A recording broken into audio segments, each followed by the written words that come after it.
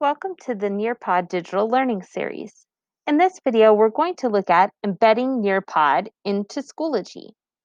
If your campus does not have the paid version of Nearpod, this is your best way to integrate Schoology and Nearpod together.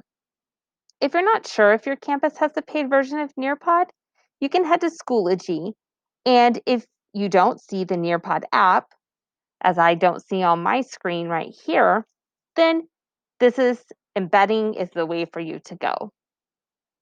So I'm going to start here in my sandbox course, and I'm going to select add assignment, just like I normally would.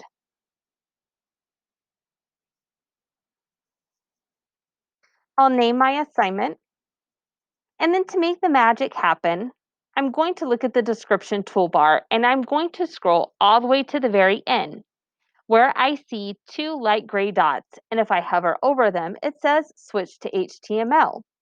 Click it. Now you're going to navigate to Nearpod.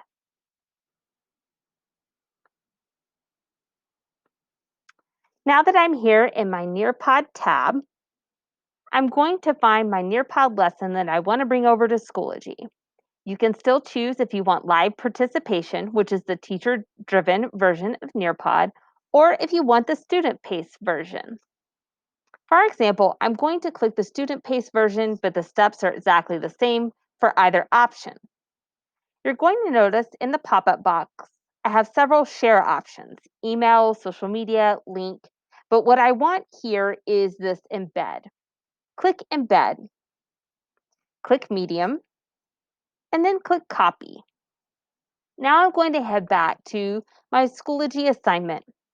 Remember, I have clicked the light gray dots in the far right corner, and I'm right now working in HTML5, and I'm going to drop that embed code. Once I have pasted it, I'll switch back to the visual. I'll see a yellow screen pop up here in the description. That lets me know that the Nearpod is going to come over correctly. You'll finish all of the rest of the work as you would for any other assignment, including a due date, if you would like, a category, if it's going to be graded or ungraded, and click Create.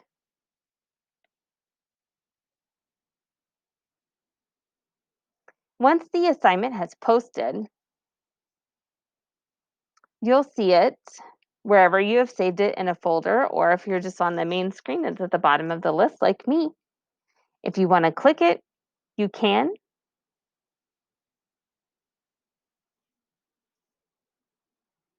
And this is going to show you the Nearpod lesson embedded inside of Schoology, which is exactly how our kiddos will see it.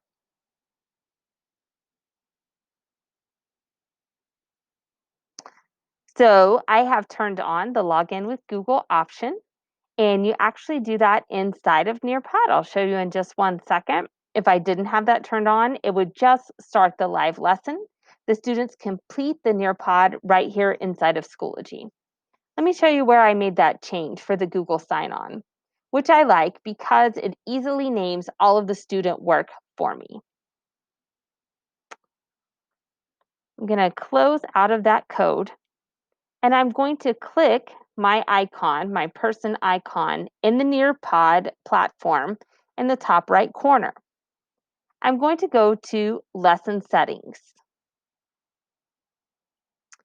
And here at the top, I have Enable Student Names to Autofill. I can turn that on or off. The default is that that is off.